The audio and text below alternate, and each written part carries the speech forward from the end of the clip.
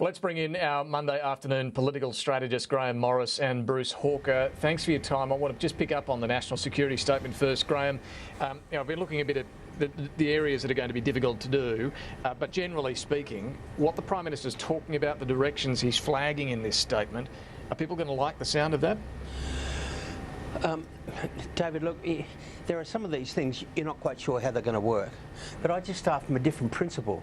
You know, we've had some lunatics stand in the middle of Pitt Street in Sydney, take hostages and kill some of them.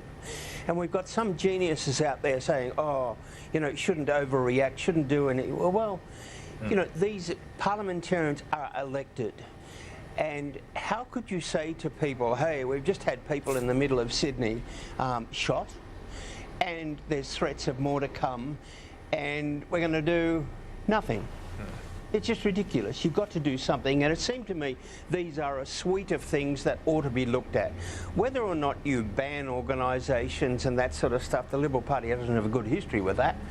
But I think the suite of things they've said, let's have a look at this, is probably a reasonable approach to what was a dreadful eventuation, and what would happen if next Tuesday, next month, next Christmas, we get another one and people say the government did nothing about it. That'd be unacceptable. Well, that's right, isn't it, Bruce? And but if you wanted to prevent the sort of thing we saw in Martin Place, or indeed what we saw in Paris, these are homegrown. Well, Manhar and Monis came to Australia, but we're not talking about people who've gone to fight in Iraq and Syria and then come back. We're talking about people who are in the community, becoming radicalised, doing crazy things. Very difficult to try and stop that, as we've seen. It is, and I'm not sure that driving an organisation underground is the best way of keeping tabs on them, frankly. And so I'm sure there would be conflicting advice about that coming from security agencies to the government. I'd just note that once you ban an organisation, you send them off into their little cells, and it's going to be harder to keep a good eye on them. So ASIO, for example, I think recommended against banning that group whose name I can't pronounce in 2000. Yeah, Hizb ut-Tahrir. Yeah, Hizb ut-Tahrir. Against the recommendation of ASIO. They wanted to keep it out there, and I think Philip Ruddock supported that proposal. Labor supported banning it. So these are difficult questions, and I think the general tone, though, is going to be well received by the public.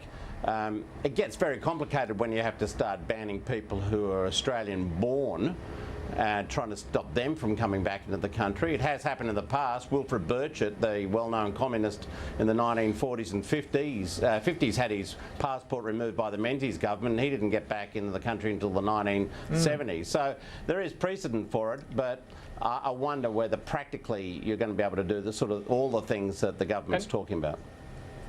And Bruce, Labor's position on all of this, I'm just keen to hear your thoughts strategically. As with the metadata changes still before the Parliament, and what the Prime Minister's been flagging today on citizenship and banning groups, Labor wants all of this to be looked at through the committee, the Joint Standing Committee on Intelligence and Security. It's not out there publicly criticising any of this.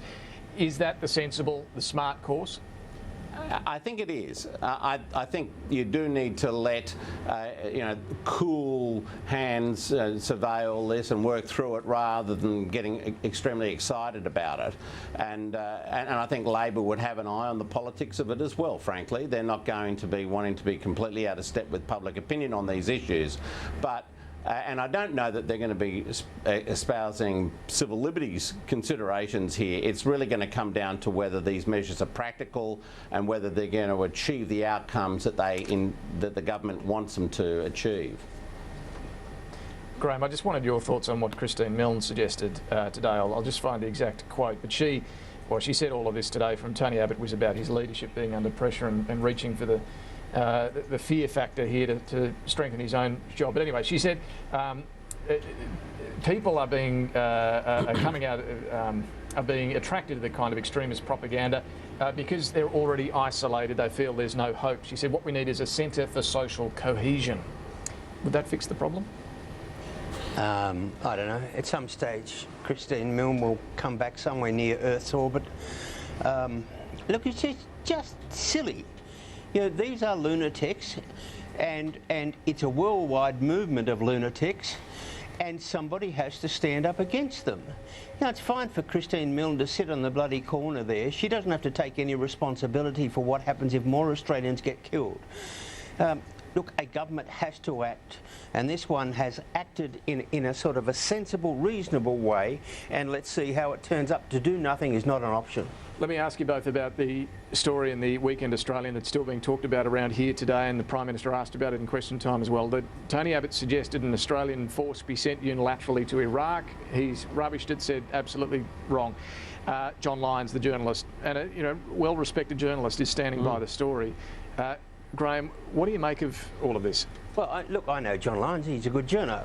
He hasn't been around Canberra for a long time, but he's a good journo. And it just seemed to me either he and the Australian newspaper got conned or got used, or their sources is just somebody above the sort of janitor. Look, everyone involved has denied the story. So I'm not quite sure where John Lyons goes. Obviously somebody talked to him about something. Whether or not he beat it up or he got conned, I don't know. It didn't smell right. It didn't smell right. And here we got the head of the Defence Force, the head of the Defence Department, the people who are in the national security thing, the Prime Minister himself, all saying it was drivel. So, don't know. Yeah, Bruce, what do you think? Is there any mileage to be had out of this from here for Labor? I think it's already damaged the PM over the last few days. But, yeah. What do you think? I think it has damaged him. I think it goes straight to the whole question that people are very, very concerned about, that he's a bit of a hothead, that this sounds like the sort of thing that he might be inclined to discuss seriously with advisors. Now, he has come out and denied it unequivocally today. On the weekend, there was some qualification in it by using the word formal. There was no formal discussion, which I thought suggested that they'd been tossing around the idea and had then decided that they weren't going to proceed with it or just let it go, which I suspect is probably closer to the truth here. But you've got to take his word for it. I mean, he's been out there and he's been completely unequivocal in his denial. So if it were now to transpire that there had been some serious discussion, then he'd be in a world of pain over that too. So I think for us insiders, it's very interesting. For the public generally, they probably think, oh, this is actually the sort of thing that we'd believe that he would do. That's the problem for him. It has not helped him at all. On that note, we'll have to wrap it up. Bruce Hawker, Grahame Morris, good to talk to both of you. Thank you. We'll take a break. Back with more on PM Agenda.